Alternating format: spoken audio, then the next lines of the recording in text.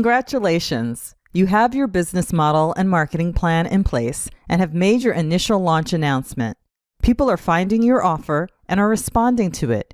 You're getting feedback on the viability of your idea, for better or for worse. But really, it is always for the better, because even if it isn't taking off the way you had hoped, there is still valuable opportunity being presented to you. If people are buying, great. Just keep doing what you're doing. Then after you have built a sizable enough customer base for meaningful research, say at least 1,000 customers, start asking them what they would like to purchase next. Ask them what they want, then make it and sell it to them. Rinse, repeat. Simple. Marketing and product development go hand in hand for the life of your business if you want to succeed and keep on succeeding over time. One constantly feeds the other. If, however, what you are doing is not working, if you aren't getting sales, then the important thing is to understand why it isn't working so that you know what to change. Let's say you are selling from your company website and have Google Analytics tracking code installed on all the pages of your site, including having goals set up to track site visitors to the final purchase page. Depending on what you see in the stats, you might make very different decisions.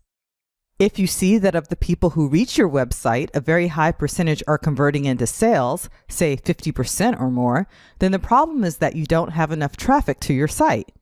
Time to either hire someone who knows traffic generation to do it for you, or learn the skill yourself and apply it. If, on the other hand, you see that you are getting decent traffic, but that only a tiny fraction lead to sales, then the problem is likely either with your sales landing page or with the checkout process. Sometimes sites have such cumbersome checkout processes that it's easier to give up and buy what you need elsewhere than to figure out how to complete your transaction. I have abandoned purchases before because I simply couldn't figure out how to get back to my shopping cart, or couldn't get out of a loop I seemed to be stuck in. More often, though, if high traffic isn't converting, there's something wrong with the sales page itself. Is there a match between the traffic you are generating and the message you are conveying? To go back to a previous example, is your message targeted at college students, but the traffic coming from new mom websites? This is an obvious mismatch, so unlikely you would do it, but less obvious mismatches happen all the time. You have to always be sure that where you get your traffic matches the audience you are structuring all your marketing for. Don't waste time and money trying to get everyone to come to your website. Get the people who are likely to say yes to your offer. Make sure your sales copy is effective, and also make sure the look and feel of the page matches the message you're trying to convey. A site for college students probably shouldn't look like someone's country kitchen, even if it is about healthy eating to slim down. They are more likely to respond to something that feels more sleek and urban, like the vegan high cuisine gaining in popularity in the post-college young professional crowd. If the site is for new moms, then they may respond more to images of women with children, colors that are feminine, and an overall feel that says welcome. Same product, an app that helps you slim down, but totally different look and feel to the site, as well as different copy conveying the message.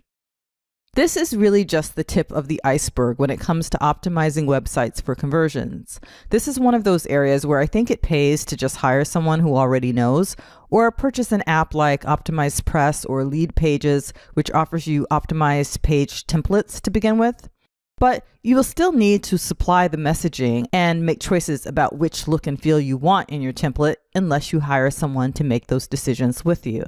When it comes to optimizing for sales, it doesn't pay to be cheap. Of course, if you're selling from someone else's platform, you may not care about this. But if the sales aren't happening, you can't control what their site looks like or how they drive traffic to it. In that case, it may be a good idea to do some more research on whether your target customer really wants what you think they want.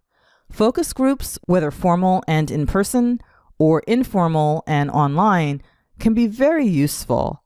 I generally have clients interview a set of ideal customers before we even create the first product. Depending on what you are creating, that may make sense for you. Or it may be something you can make more easily than you can test for it, in which case the market's response to your offering is the test.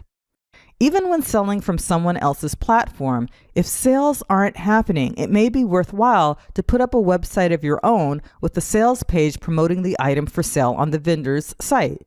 Then drive traffic to your offering on the vendor's site. Between your marketing efforts and the platforms, given enough time, say 3 to 12 months, you should see returns begin to grow. If you don't, then time to re-examine your offer and do more research to find the perfect fit.